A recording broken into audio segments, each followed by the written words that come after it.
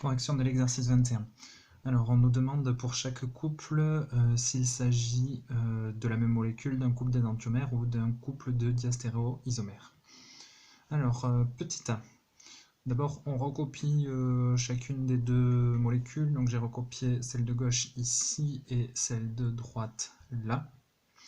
Et je vous dis que pour pouvoir les comparer, il faut avoir au moins deux atomes dans le même plan et qui soient comparables, c'est-à-dire les mêmes. Donc ici, sur celle-là, on remarque qu'on a un CH3, un C, un F et un Cl. Donc c'était au choix, on aurait pu prendre... Bon, CH3, c'est bien de l'avoir dans le plan vu que c'est un groupement un peu complexe, il y a plusieurs atomes. Et ensuite, au choix, entre F et Cl. Arbitrairement, j'ai choisi Cl, ça aurait pu être l'autre. Et du coup, je veux les avoir dans le même plan. Ici, on remarque que on a CH3CCl dans le plan. Donc c'est aussi pour ça que j'ai choisi celui-ci, c'est que comme ça, celle-là, j'avais pas à la toucher. Et dans ce cas, il faut faire en sorte d'avoir CH3C et Cl aussi dans le plan. C'est pour ça que je fais faire un tiers de tour, c'est même pas tout à fait un tiers de tour, c'est plutôt un sixième en l'occurrence. Et donc, ça décale tout. Si on le regarde avec une molécule, okay, un modèle moléculaire, donc ici on a le carbone, on a l'autre carbone avec ses 3 H du CH3, et ensuite on a un H qui est ici en blanc, le Cl en vert, et j'ai mis le F en bleu. Normalement le bleu c'est pour l'azote, mais j'en avais pas, donc il représentera le fluor. Donc, on a notre molécule. Ici, on voit qu'on a H dans le plan et on a F vers l'arrière, Cl vers l'avant. Et je voudrais avoir Cl dans le plan. Donc, ces deux-là, ils sont dans le plan et je fais faire juste hop, un sixième de tour comme ça. Donc on voit que du coup maintenant j'ai le CH3, le carbone et le chlore dans le plan.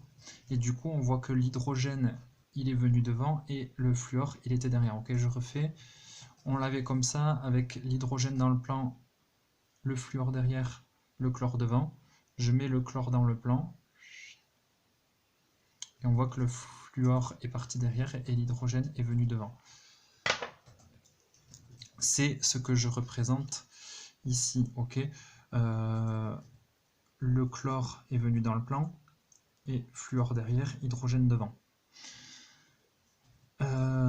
Si vous n'avez pas de modèle moléculaire à porter, typiquement en évaluation, en examen, etc. Il faut voir que si vous les comptez dans un sens, alors en général on peut prendre le sens des aiguilles d'une montre, ok, si on fait le tour comme ça, on voit qu'on a F, H, Cl. Du coup, quand vous allez les réécrire en mettant une dans le plan, une à l'avant, une à l'arrière, on retrouve FHCl. Il faut forcément qu'elles soient dans le même ordre si vous tournez dans le même sens. Okay, sinon, ça veut dire que vous avez rompu des liaisons et refabriqué une nouvelle molécule. Notez aussi que si celle-là elle vient dans le plan, celle-là elle vient devant et celle-là elle reste derrière de l'autre côté. C'est comme ça qu'on arrive à cette représentation-ci.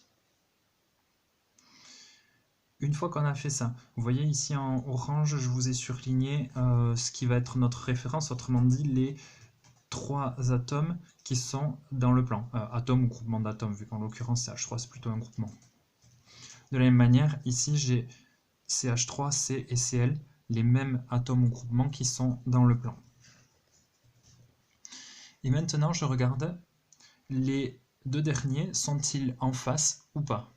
On voit que j'ai F derrière, donc effectivement, les deux F sont l'un en face de l'autre. Et ici, j'ai les H devant, le H devant, donc les deux H sont l'un en face de l'autre. C'est aussi bon. Vous voyez que si on dessinait ici quelque chose qui pourrait représenter un miroir, eh bien, on a bien quelque chose qui est image l'un de l'autre. Bien, pour l'histoire du miroir, souvent on prend l'exemple des mains. Vous voyez, mes deux mains là, elles sont comme si c'était l'image l'une de l'autre dans un miroir. C'est-à-dire que j'ai les pouces en bas, l'index, le majeur, annulaire et auriculaire. Ok, et elles sont pas dans le même ordre. C'est-à-dire que j'ai les deux pouces qui sont vers le centre. Ok, j'ai pas mes deux pouces vers la gauche. Et vous voyez, pour avoir mes deux pouces vers la gauche, du coup j'ai dû retourner mes mains. Or, du coup, si elles sont retournées, c'est pas pareil. Hein, jamais de la vie, ma main gauche aura exactement le même aspect que ma main droite. C'est-à-dire que soit je les vois les deux de dos, et dans ce cas, j'ai les pouces au centre, soit j'ai les deux pouces à gauche, mais dans ce cas, un coup vous voyez l'extérieur et un coup vous voyez l'intérieur. Donc, elles peuvent pas être les mêmes. Et bien, pour un couple d'énantiomères, c'est toujours pareil. Ok, c'est que si, quand vous les mettez face à face, c'est-à-dire qu'il y a tout qui est aligné, ok, le pouce à l'intérieur et les auriculaires à l'extérieur, euh, si elles se ressemblent exactement comme ça, avec tout qui est en face, alors ce sont des énantiomères. Conclusion, bien, cette molécule-là et cette molécule-là, elles sont images l'une de l'autre dans un miroir, donc elles sont énantiomères. Au passage, on peut vérifier, elles sont pas superposables, hein, parce que vous voyez, celle-là, elle n'est pas superposable à celle-là, parce que quand vous avez CH3, CF derrière, CH3, CF derrière, devant vous avez Cl, et là devant vous avez H. Donc, ce ne sont pas les mêmes. Bien. Petit b. Ici, j'ai représenté la molécule du livre. Ok, je l'ai recopiée telle quelle. Et ici, je vais garder jusqu'à la fin celle du livre aussi recopiée telle quelle. En faisant un tiers de tour.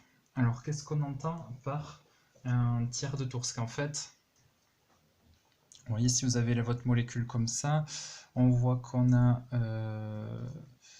bon, elle est comme ça, voilà. Ok, avec ici un groupement qui représenterait tout ça là. Bon, c'est pour dire qu'il y a quelque chose. Le H en haut, CH3 en bas derrière et CH3 en bas devant.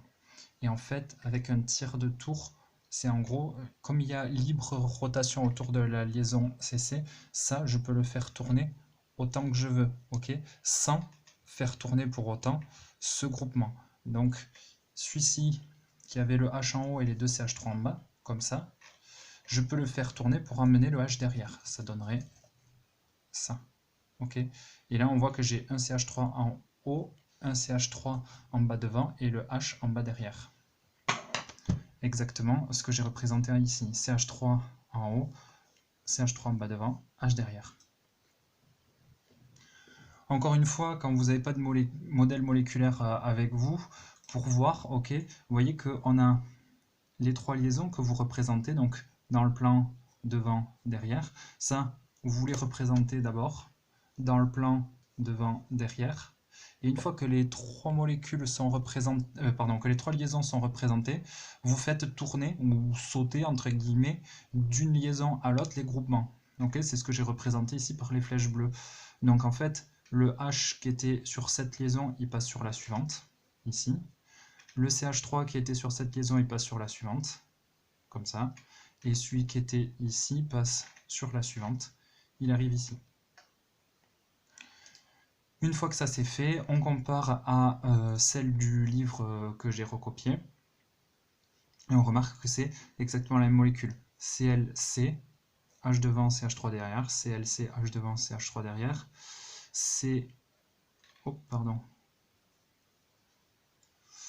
CH3, CH3, H derrière, CH3.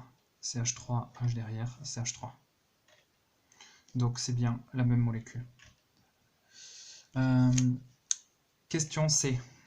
Alors là, quand vous voyez des doubles liaisons, vous vous posez pas de questions. C'est forcément soit exactement la même molécule, soit un diastéréoisomère. Bon, là, clairement, on voit que c'est pas la même molécule, hein. En bas, on a H et en bas, on a CH3. Ici, en bas, on a H, en bas, on a H. Donc là, il ne faut pas oublier qu'à cause de la double liaison, la molécule, elle est plane ou plate.